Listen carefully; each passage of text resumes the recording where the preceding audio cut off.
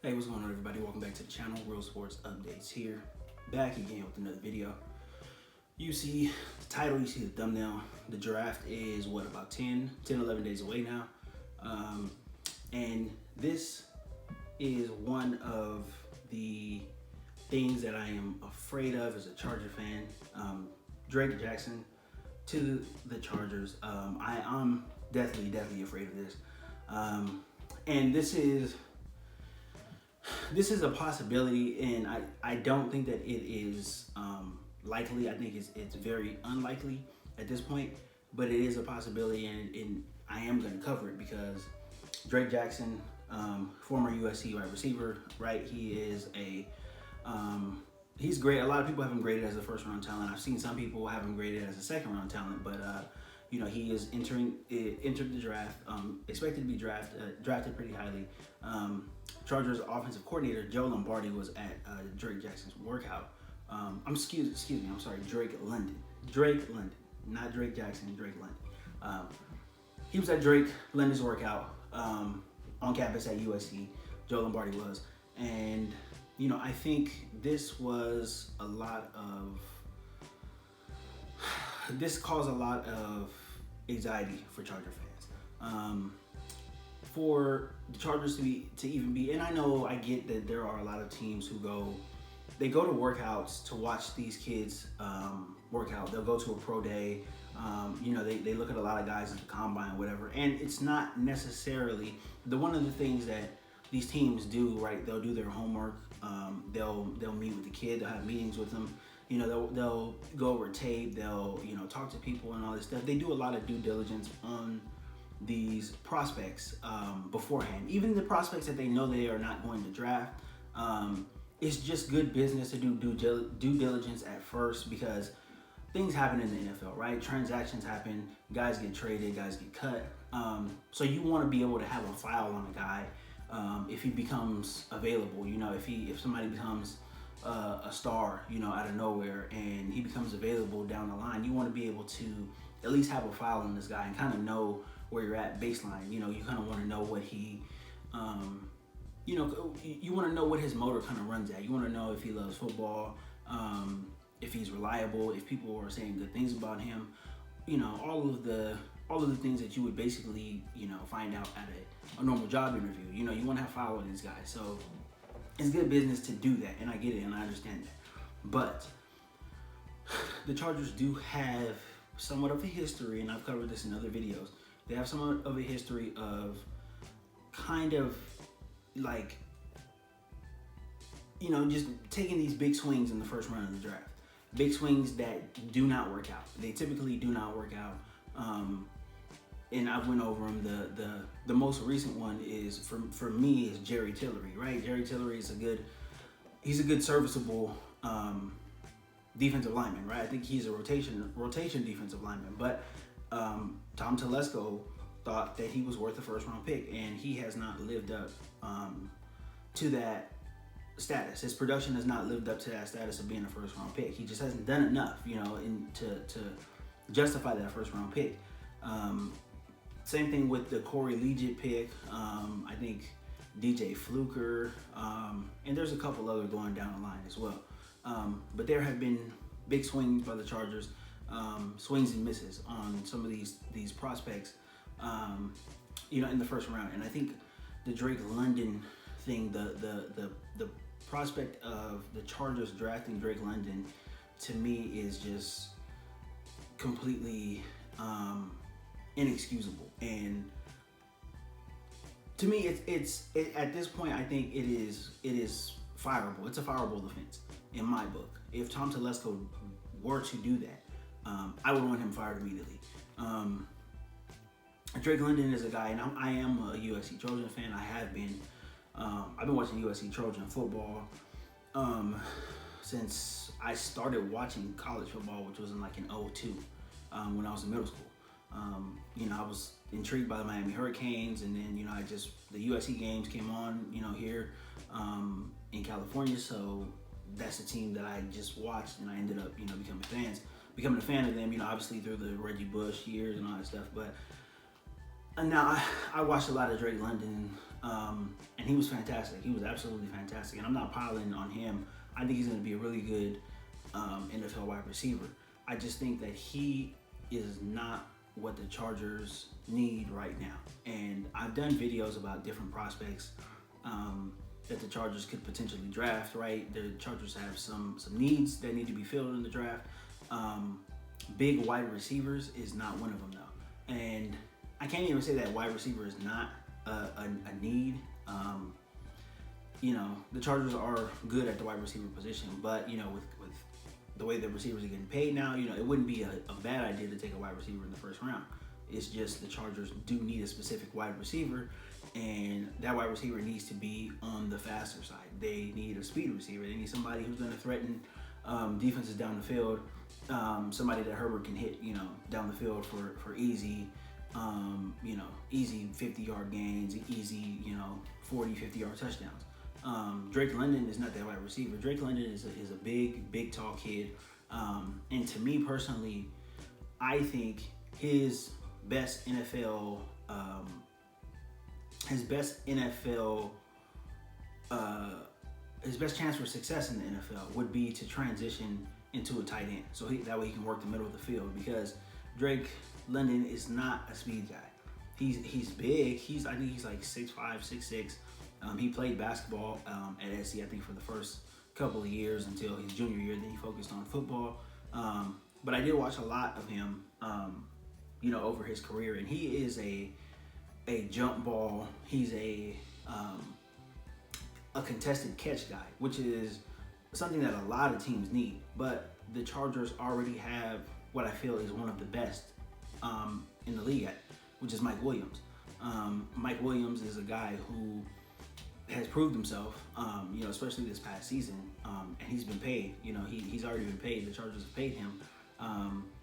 But he is a guy, he is a contested catch guy, and he's one of the best in the league. He's one of the best at laying out and catching, making amazing catches. And although Mike Williams is not like a super speed guy, he can separate, and he can get down the field.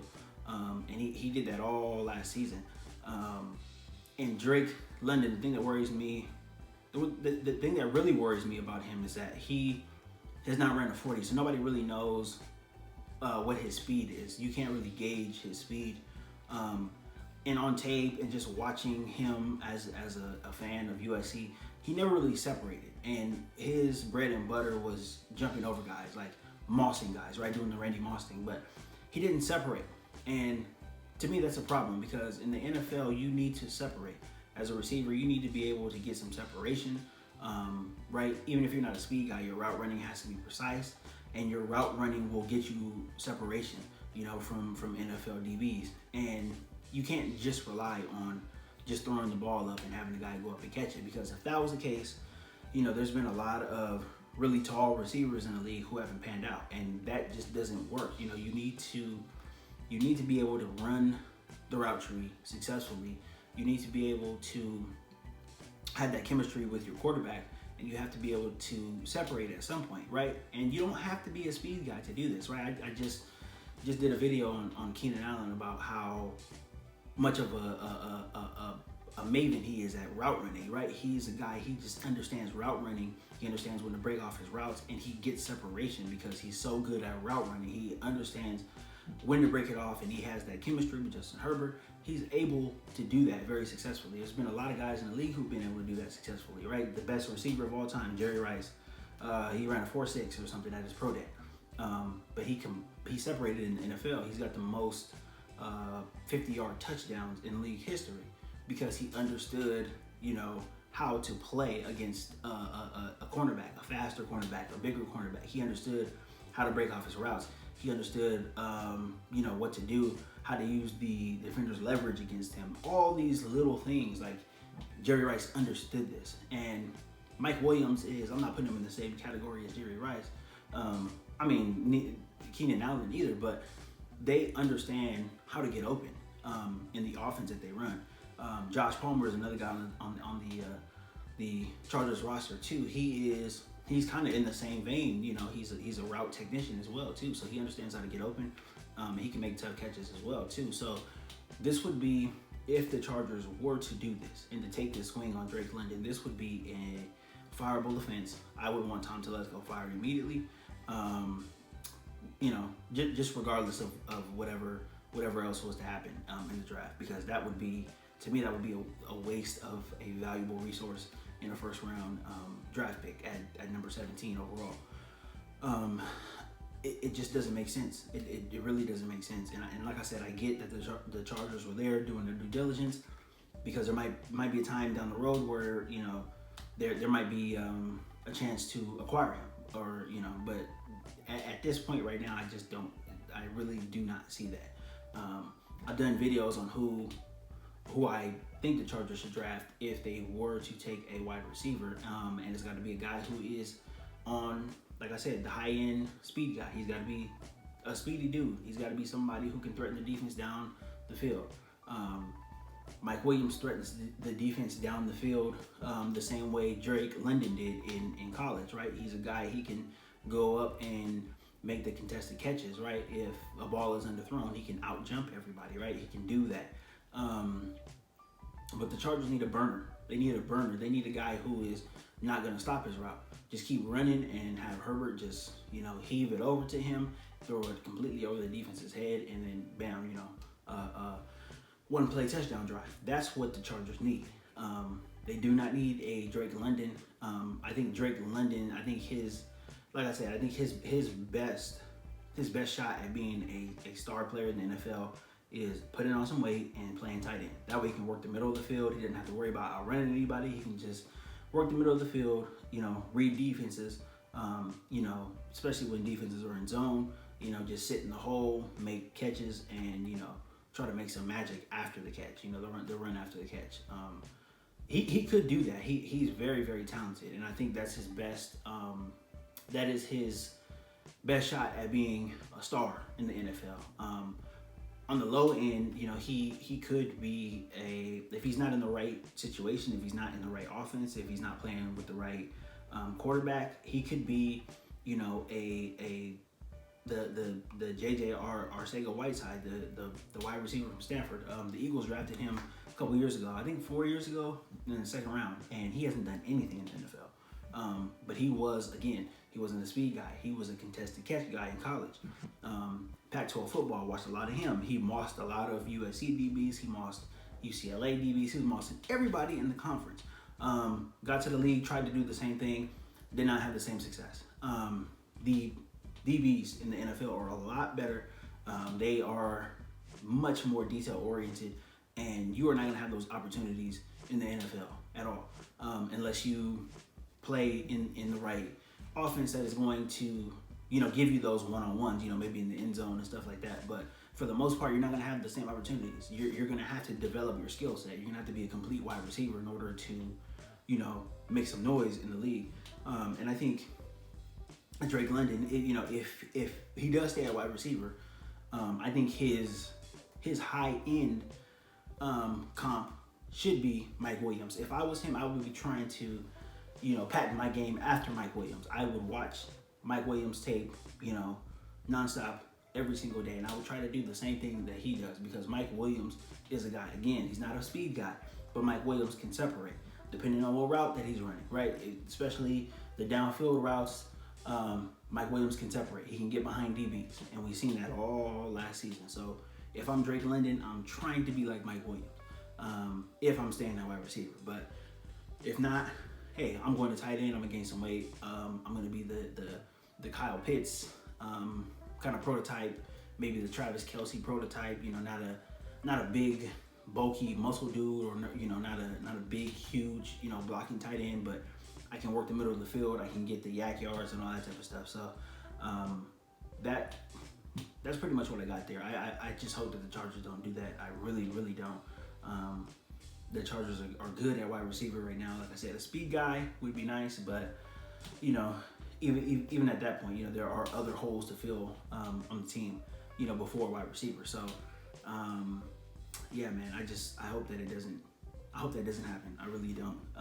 And if it does, like I said, Tom's got to go. Tom has got to go. He's done a fantastic job this offseason, you know, gathering talent. But if this happens, Tom's got to go.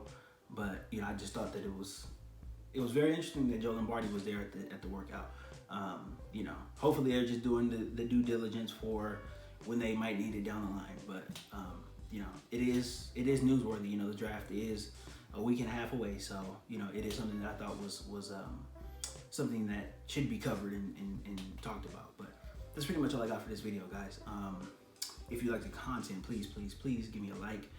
Please consider subscribing to the channel. And thank you guys for all your support. Until next time, I will see you later.